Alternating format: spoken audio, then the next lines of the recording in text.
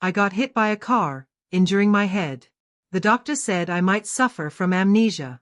Jokingly, I asked the girl who was by my bedside who she was. She paused and said we were just ordinary friends. I stared at Gabriella, who sat beside my bed and uttered the words ordinary friends with a cold, distant expression, as if she wasn't joking.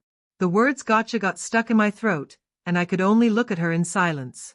I thought that if the doctor hadn't called her, she probably wouldn't have shown up at the hospital, but I didn't question her. Instead, I hesitated for a moment before forcing a nonchalant smile. Is that so? That's really kind of you, she responded with a cold as if I was wasting her time. She looked down, turned on her phone, glanced at the screen, and said, now that you're awake, I'll head out. I've got work to do. Before I could react, she stood up, ready to leave. As she reached the door and pulled it open, perhaps driven by a sliver of conscience, she turned around and advised me. Rest well. The smile on my face faded as soon as she closed the door behind her. Leaving me expressionless, no one knew Gabriella and I were in a relationship. We were college sweethearts, and after graduation we moved to the South together, joining the top marketing firm in South City. We were young then, but we knew office romances were frowned upon, so we tacitly agreed not to mention our relationship to anyone. 4 years later, we both got promoted to business managers, each leading separate teams in direct competition. At that point, there was even more reason to keep our relationship hidden, so we've been keeping it a secret ever since I had hesitated and asked her if we should make our relationship public, considering there wasn't a specific company rule against it, but she always brushed it off absent-mindedly. I wasn't even sure if we were still a couple, but today I got my answer. The doctor told Gabriella I might have temporary memory loss, but assured her I'd recover soon. Even in such a confusing situation, she still said we were just ordinary friends. She probably wasn't afraid of being questioned when I remembered. She didn't even care if I was truly amnesiac or just joking. She probably wanted to break up a long time ago after all. If we didn't break up, how could she openly pursue Diego? Chapter 2. A man's intuition is often sharper than radar. In fact, the feelings between Gabriella and me had already cooled off long before. We've been together for too long, from our sophomore year in college until now, 7 years in total. We know each other as well as the lines on our palms, so any change in her behavior couldn't escape my notice. The signs probably started when a new intern joined her department. He was tall and handsome, named Diego. His last name is Lee, and the H. Who manages employee records once gossiped to me that under the father's name section of his application, he had written Pablo Lee, the owner of our company, a wealthy second-generation heir working in his own family's business.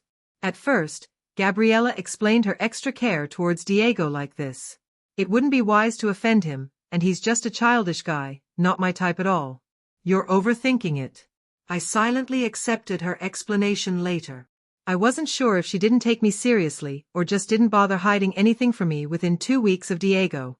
I logged into her long and used music account, intending to find some background music. I discovered that she and Diego were following each other, something I found strange since she hadn't listened to music in years due to her busy schedule. This account was one we used in college when we used to listen to music together, amassing 8,896 hours of shared listening time.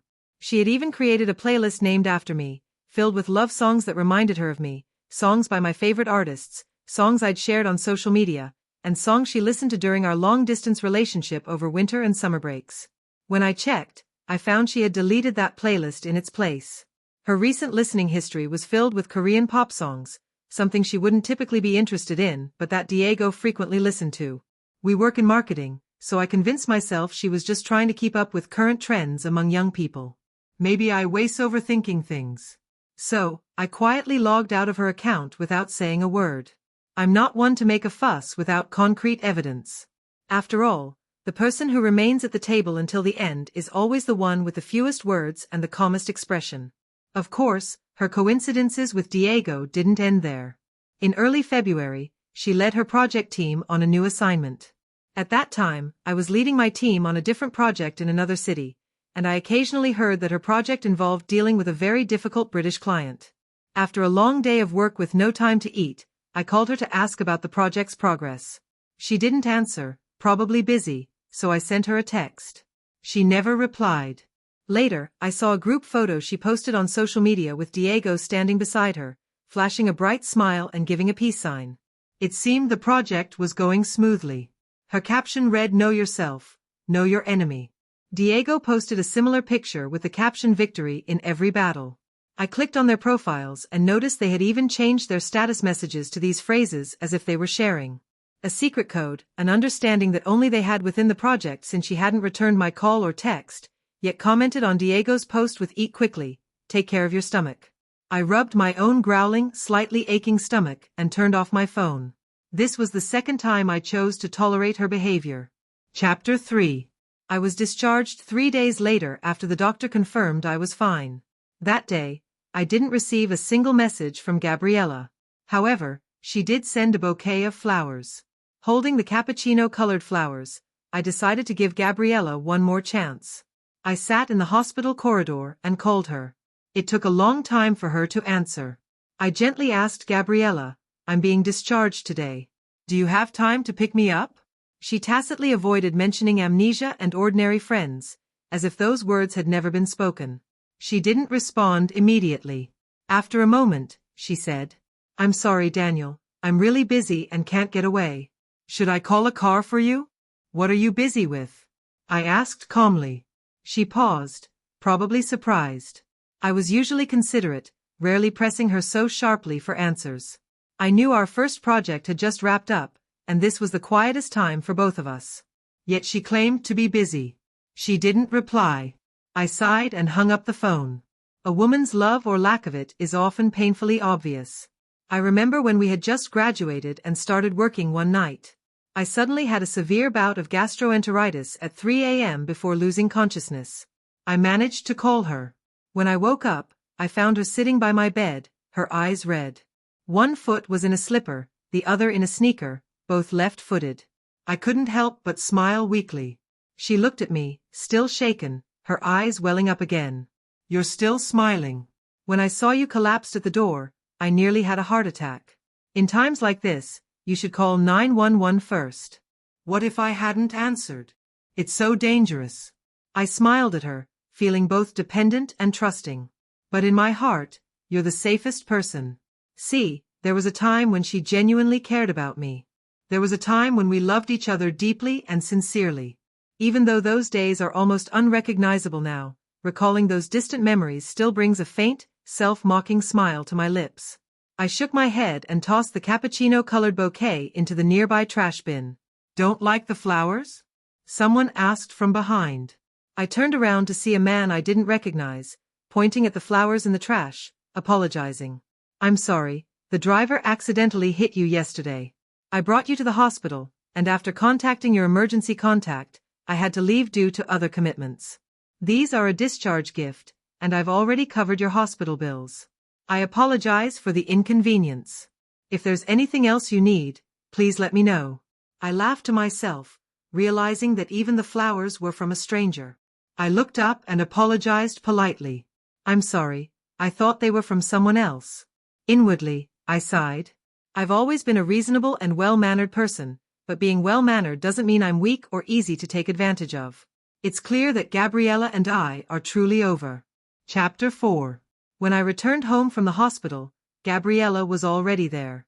When I opened the door and walked in, she was sitting on the sofa. The TV was on, playing a variety show she wasn't interested in, and she was holding her phone, smiling faintly as she chatted with someone. The soft glow from the phone screen cast a gentle light on her face. I couldn't remember the last time I'd seen that kind of soft smile on her face.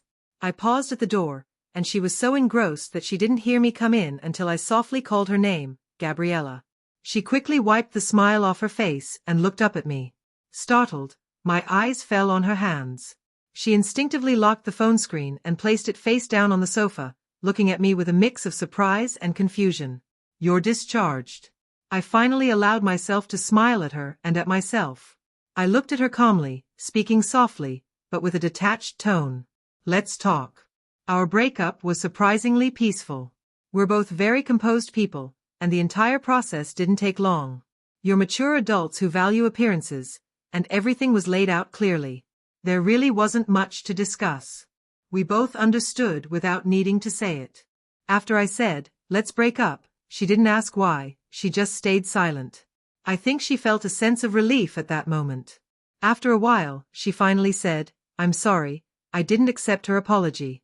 I simply and calmly made arrangements for what would happen after the breakup." My tone was steady, and I didn't appear sad.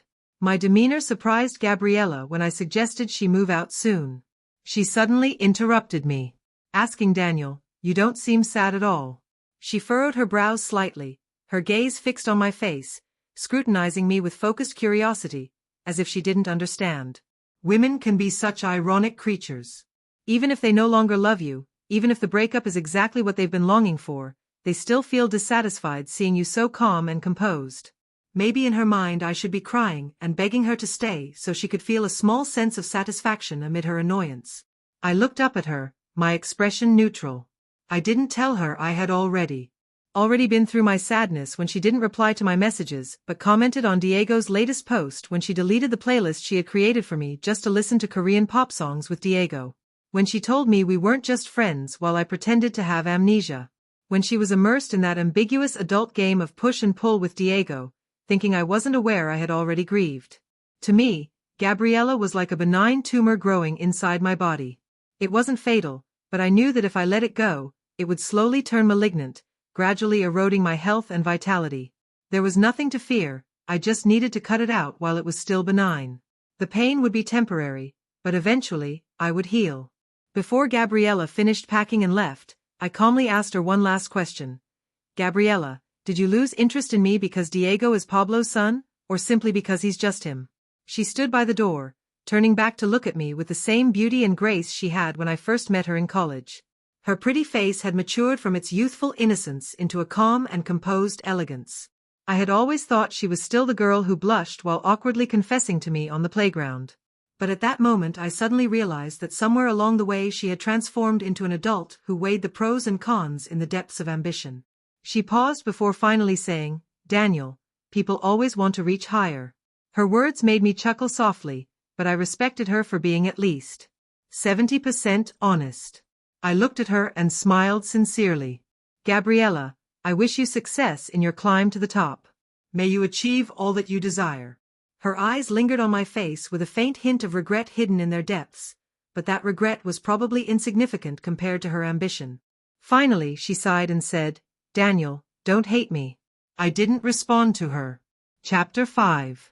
The downside of an office romance is that even after a breakup, you can't simply move on and forget each other. No matter what, people still have to go to work when the taxi stopped. Downstairs at the company, I saw Gabriella and Diego. They weren't alone. There were other members of their team as well. It was lunchtime, and they were probably heading out to eat together. Diego was lively, his face lit up with a bright smile.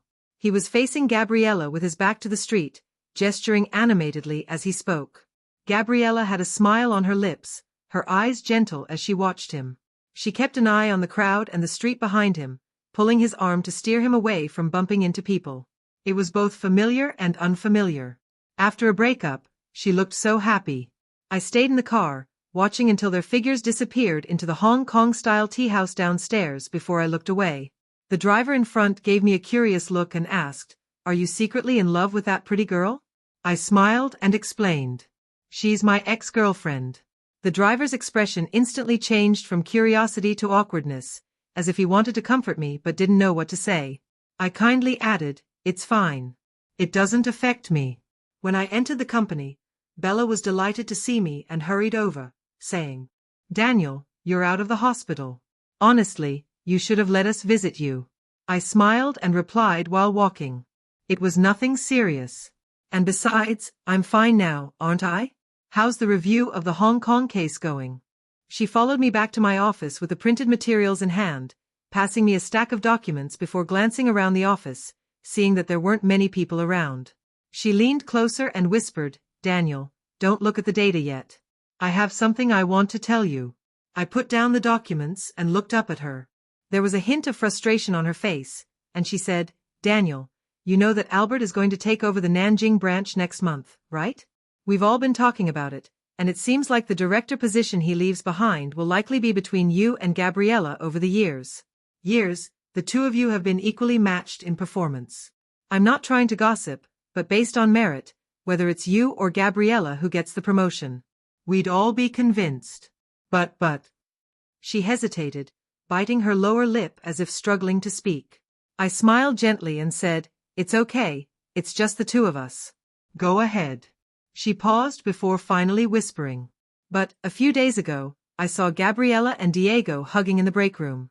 The fact that Diego is suspected to be the son of our boss Pablo isn't exactly a secret in the company, which is why Bella was so upset. She probably felt that Gabriella would have an unfair advantage." As I rolled the edge of the document in my hand, I suddenly felt like laughing. So, while I was in the hospital, wondering what Gabriella was doing with no word from her, she was having an affair with a rich second-generation heir. But that's not surprising. I laughed at myself and reassured Bella. It's okay. Personnel appointments are decided by the higher-ups. We just need to do our jobs and let things take their course, Bella sighed, and I lowered my head to continue reviewing the data. When Gabriella knocked on my office door, I was quite surprised. After all, in my mind, although our breakup was amicable and didn't end in a fallout, that only meant I was a decent person. It didn't mean that Gabriella and I could chat casually and pretend to be normal colleagues, unless necessary. I thought we'd both avoid any private communication, until I understood why she came. She stood in front of my desk, her gaze coolly fixed on me. After a moment, she said, "I thought you would resign." Her tone was a mix of persuasion and warning. "Daniel, we've been together for 7 years.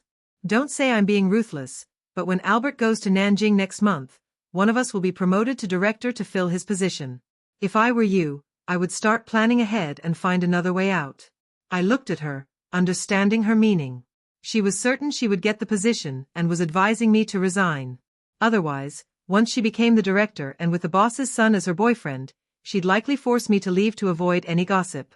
Her warning was her kind way of advising me to make other plans. I can accept a woman's fickleness and change of heart because emotions are not something that should be tested. But I didn't expect that she would lose even the last shred of humanity. I looked at her as if she were a stranger and said the first curse word that came to mind. "Gabriella, you're a piece of trash." She silently accepted it. Chapter 6. My first direct encounter with Diego happened a week after my conversation with Gabriella after our breakup. Gabriella, who had previously refused to go public about our relationship under the pretext of office romances are not a good idea, was now flaunting her relationship with Diego. I saw their lovey-dovey posts on social media.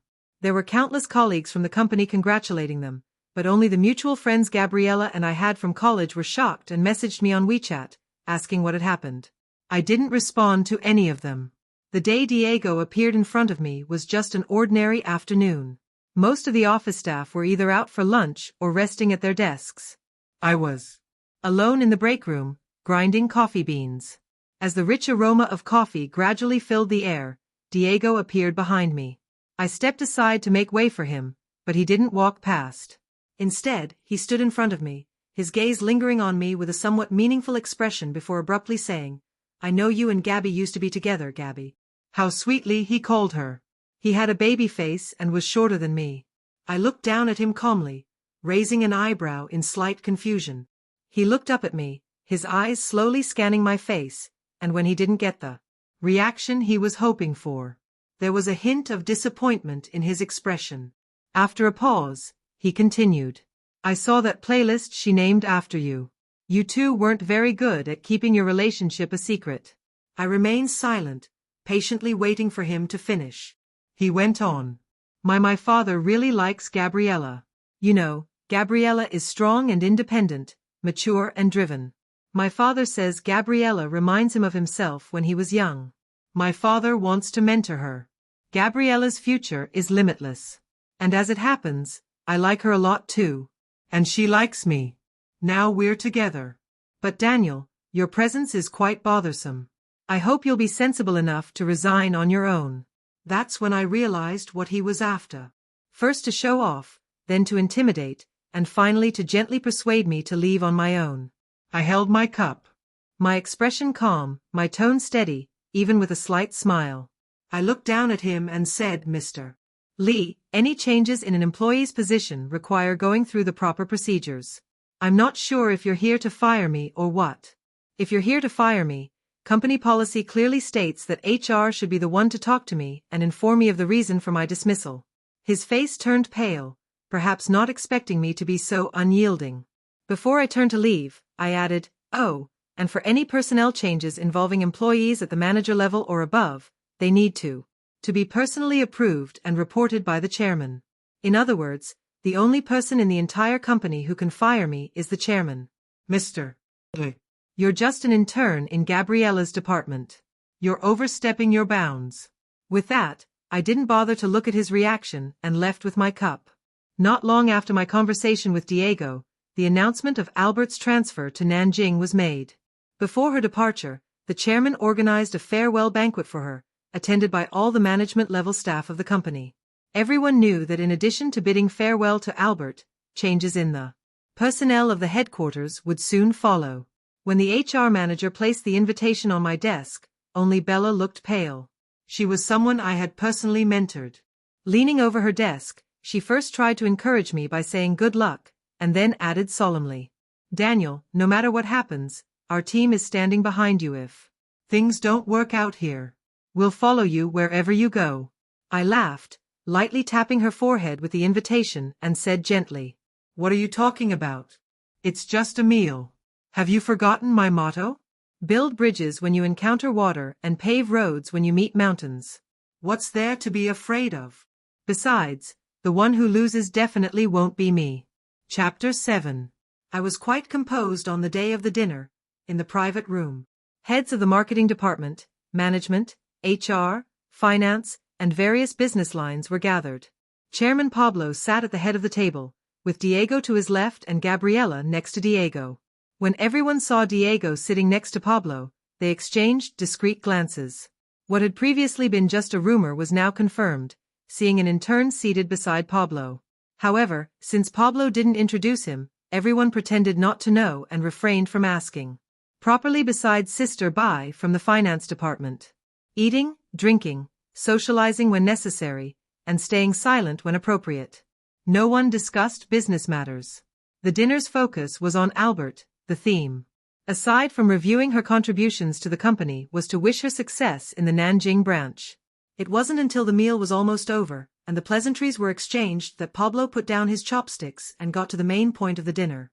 In his early 50s, he was well preserved, looking vibrant and energetic as if in his 40s. His sharp gaze swept across those seated. Then he picked up his napkin and wiped his mouth before saying, "Besides bidding farewell to Albert, there's one more thing I want to discuss." I put down my chopsticks and looked over at him out of the corner of my eye. I caught sight of Gabriela beside me. She wore a faint smile, looking elegant, intelligent, and poised. A perfect match for Diego, who sat smiling beside her. I averted my gaze, lowered my eyes, and slowly began wiping my hands with the towel beside me. Pablo's voice was deep and gentle. "As everyone knows, I have only one son. When he graduated, I arranged for him to work in the company. My son is very strong-willed. He didn't want people in the company to know his identity and wanted to work his way up from the bottom over the years. He's done well. I've heard many of you praise him in front of me, and I'm pleased. Now the time is right, and with Albert heading to Nanjing, I think it's time to introduce him to all of you." His gaze, filled with pride, quietly fell on me from across the table. He smiled and, with a hint of pride, extended his hand toward me, saying warmly, "Daniel, come over to your father. It's time for everyone to meet you."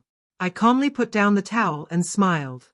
In the dead silence that followed, the only sound was Gabriela's water glass tipping over. I looked in her direction. Her expression was relatively calm.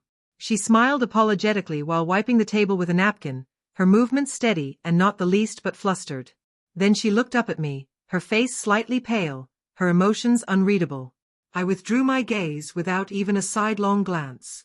I simply stood up and, under the shocked stares of everyone present, walked toward the head of the table.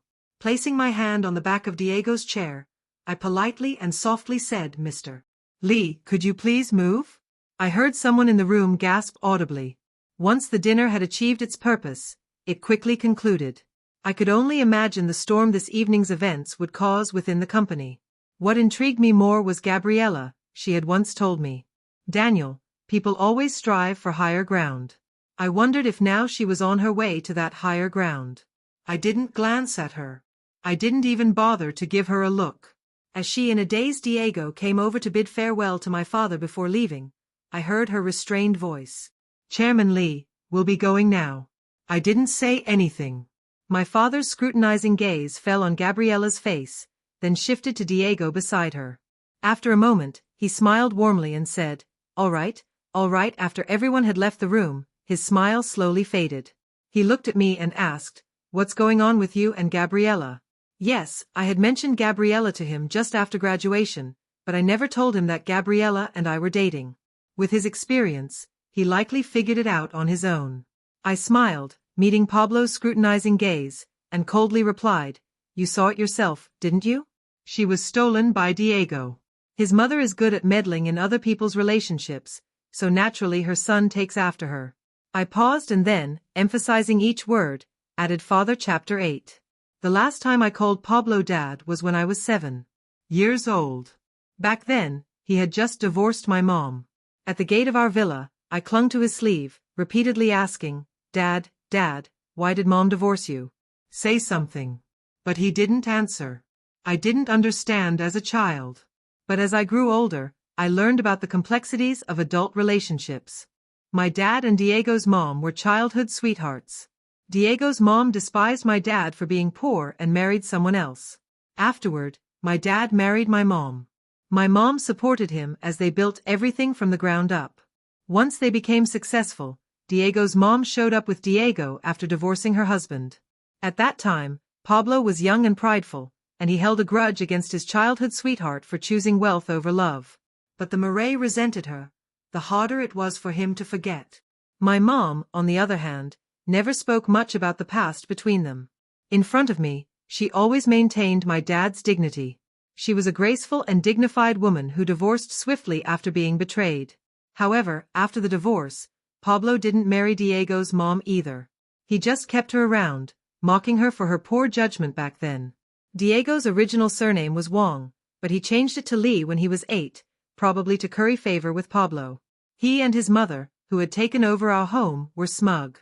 They didn't know about me, but I knew about them. I found out when I was 8 years old. I had secretly returned to the villa without telling my mom and saw Pablo celebrating Diego's birthday. He was holding 10-year-old Diego in his arms, with Diego's mother standing beside him. All three of them were smiling as if they were a real family. After that, I never called Pablo Dad again, and we rarely saw each other. Gabriella only knew that my parents were divorced and that I had taken my mother's surname, changing my name to Daniel Mu. Later, when I graduated, Pablo offered me a job at his company. His exact words were all these years. I haven't had any other children. Only you. Doesn't your mom understand that? You're my biological son, the business your mother and I built. Who else would I give it to if not you? That aunt of yours has always wanted her son to come to the company to learn, but I've blocked it every time. Daniel, your father knows what he's doing. My mom was a proud and noble woman when she divorced Pablo. She only took what was rightfully hers and nothing more. I'm not like her. Why should I give up what's mine? The more it displeases others, the more it pleases me. So after graduation, I joined the company with Gabriella, starting from the bottom of the core business department and working my way up. Pablo knew about Gabriella, paid attention to her, and praised her as young and promising, saying her future was limitless only because I had mentioned her to him before. My family's relationships were complicated. I had originally planned to explain everything to Gabriella when the day came for Pablo to make it public, but she gave me a surprise instead. Pablo looked at me, and for the first time I saw a weary, tired expression on his face. He sighed and said, "It's my fault. I've wronged you." I chuckled softly. Just a man being a man. Suddenly remembered what Diego had said to me in the break room when he tried to intimidate me, he said. Pablo thought Gabriella was a lot like him when he was young. I guess they are quite alike in their ruthlessness and their tendency to burn bridges after crossing them. Oh, and they both lack good judgment. I returned to the company 3 days later. By then, the shocking news had been digested by everyone. When I came back, everyone's expressions remained unchanged, treating me as usual. No one crowded around to ask questions. They just smiled a bit more warmly than before. These were all season. Professionals who knew how to strike the right balance. This allowed me to breathe a sigh of relief, and my demeanor remained as usual. Only Bella was upset with me, complaining about how she had worried for so long, only to find out I had been playing dumb all along. I finally appeased her with a seafood dinner as she picked at a lobster claw. She asked, "You're the real rich young master. So what is Diego?" I didn't hide anything from her and briefly explained the situation. She looked shocked. "Oh my God, I can't believe there are people so shameless in this world, pretending to be the boss's son to fool everyone. That's disgusting. Daniel, while you were away, a lot of people were gossiping with me. Can I tell them about this? I really can't stand Diego's arrogant attitude. If it were true, fine, but it turns out he's just a fraud. I don't know what he's so smug about." I peeled a piece of lobster meat and with a smile, casually said, "It's not really a secret if someone asks. Go ahead and tell them I didn't underestimate Bella's influence." By the end of the afternoon, the whole company knew the truth about Diego. Chapter 9. When I went to the finance department to get the project budget approved, I saw Diego standing in front of Sister Bai's desk. Sister Bai frowned, pointing at the expense reimbursement form, and asked Diego, "Why are you charging the company for a bag you bought? This reimbursement won't be approved. I suggest you review the other reimbursement items more carefully. Don't try to charge personal items to the company account." His expression turned somewhat unpleasant at her words, and he grabbed the reimbursement form from the desk before leaving. He shot me a nasty glare, as if I had put her up to it. I didn't say anything. Since Pablo revealed my identity, I started getting involved in all the company's departments. This way I could gain a clearer understanding of the company's overall development. Of course, Gabriella didn't get promoted to director, and for now, Albert is still remotely overseeing things from Nanjing after I moved up. My managerial position became vacant. Bella still needed more experience and maturity, so we brought in a business manager from another large company to replace me. Once the personnel changes were confirmed, many colleagues sent me congratulatory messages via WeChat or text. Only 2 people were exceptions, whether out of guilt or something else. Gabriella and Diego had been avoiding me since I returned to the company, but there was really no need. My time and energy were limited, and with all the company matters I had to get a handle on, I didn't have the time to pay attention to them besides. Bridges are bridges and roads are roads. We were never on the same path, but they probably didn't see it that way. Diego was the first to confront me again in the empty break room with the same coffee beans. But this time his expression had changed from arrogance to anger. Standing behind me, he spat out, "Hypocrite." I ignored him. So he continued, "Your mother pretended not to care about anything when she walked away, saying she'd never have anything to do with the Lee family again. I thought you two didn't care about the Lee family's assets, but it turns out you're just hypocrite. You act all detached and above it all, but in reality, you're fighting to come back. If you really were so noble and didn't care, if you really looked down on my dad's assets, you should have stayed far away. All talk, but in your hearts, you're hypocritical and disgusting." His words made me laugh, and I actually did laugh out loud. I don't enjoy dealing with unintelligent people, especially Diego. Bella had once asked if I had plans to deal with Diego, and while it might sound unbelievable, I hadn't really thought about it. Because as long as he stayed in the company, there would naturally be others to make his life difficult. The one who would suffer wouldn't be me. Other than the little bit of attention he got from Gabriella, I had never considered him a rival. He simply wasn't worthy. I looked at him, my gaze gentle, as if watching a clown perform. "Diego, stop saying such stupid things. Look at you so agitated and upset. All I did was take back what's mine. Yet you're acting like I've taken a piece of your heart. If I were you, I'd go home and tell your mother to come up with new ways to win over the old man. It's really pathetic. After all these years of you and your mother trying so hard to please and flatter Pablo, all you've got is a meager monthly allowance, not even a house. Don't worry, now that I'm taking over the company, your and your mother's allowance won't be cut off. Consider it your well-earned reward for keeping the old man happy." His face turned from green to purple, then finally pale as he listened to my words. Then, as if he had thought of something, his mouth twisted into a smile, as if he'd found a weapon to use against me. "I can't out-talk you, but Daniel, I'm not left with nothing. The girlfriend you loved for 7 years is still mine, isn't she? I didn't even lift my eyelids. Trash belongs in the trash can. If she's yours, then she's yours. What's there to brag about?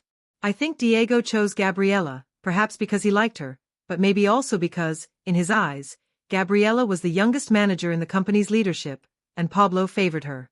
He might have believed that Gabriela's future went far beyond a department director. He needed to establish himself in the company, and Gabriela was his best ally. In a way, Diego and Gabriela are quite a match.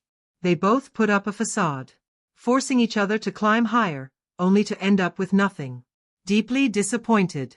It's funny when you think about it. After I finished speaking, I was truly tired of the conversation. With a patient yet firm tone, I looked at him and said, "This is the last time I'll be this polite to you, Diego.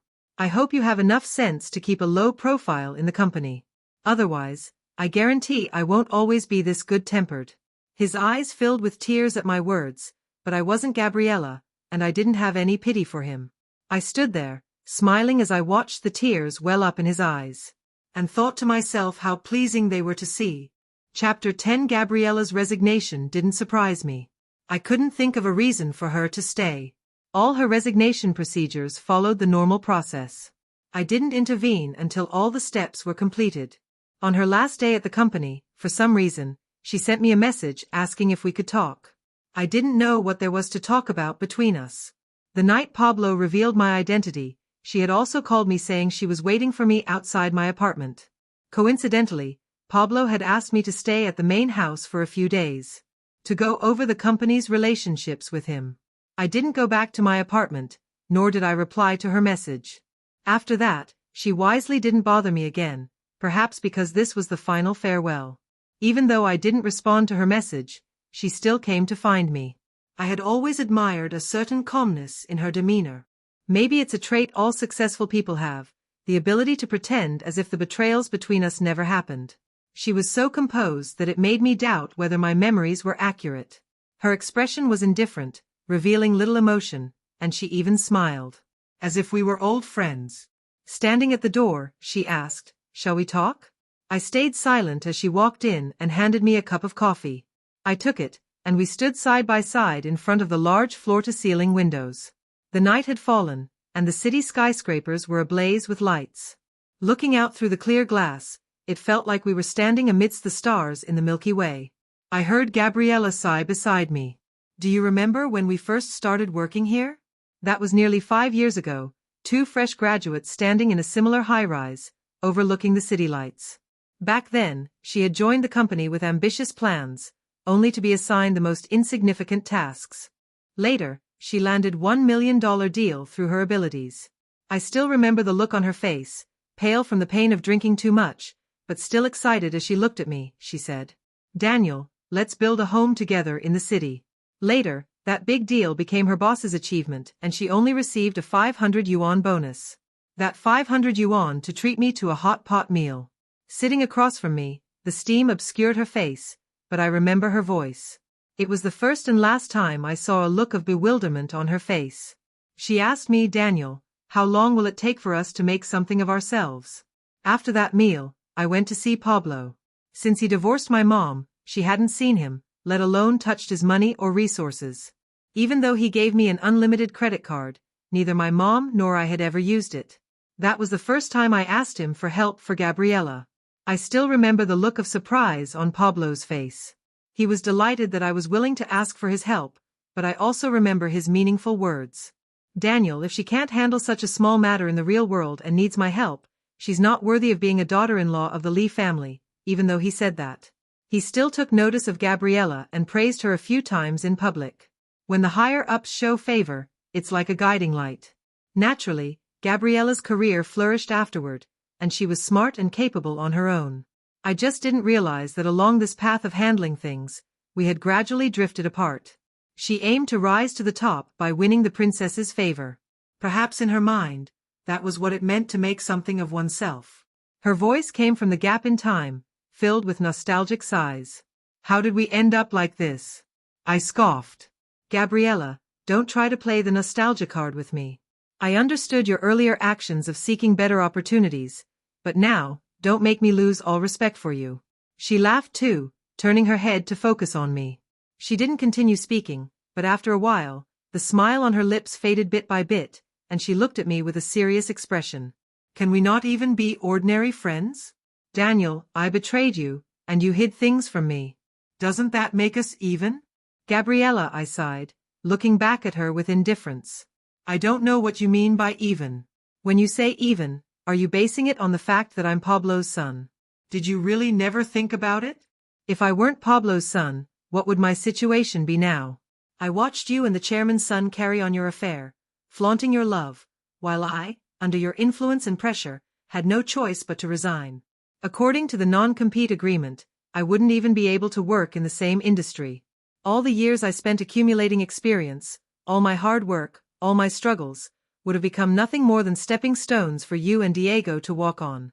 When I was wandering the streets, lost and broken, I imagine you and Diego were enjoying the best life had to offer in some high-rise downtown, right? Gabriella, now you're telling me we're even. Do you really think there's a way for us to be even? Finally, I looked at her pale, dazed face and smiled slightly, distant and indifferent. I politely said, Gabriella, there's no even. You owe me, and you'll owe me for the rest of your life. I'm not planning to be magnanimous and forgive you. Ashes to ashes, dust to dust. If we meet again, we'll just be strangers. After that, I didn't waste any more time talking to her. I glanced at my watch and politely said it's time for you to go. Gabriella's departing figure was steady. Over the years, I had rarely seen her looking so defeated, but this was the path she chose. Chapter 11. Later, at an industry summit, I ran into Gabriella once or twice. By then, I had already taken over Pablo's position and was treated like a star wherever I went. She stood on the outskirts of the crowd, starting over from a new company, at a new beginning, slowly climbing up again. She didn't even have the qualifications to speak to me. Later, during a meal with Pablo, he casually mentioned Diego's relationship, saying he had been swindled out of money and affection, calling him brainless. I don't know when Gabriella and Diego broke up, but it's no surprise that two people who came together out of interest eventually parted ways for the same reason. I held my teacup, gazing at the garden in full bloom. Spring had deepened in April. It was already another year gone by. The past had long been left behind. Overcome numerous challenges.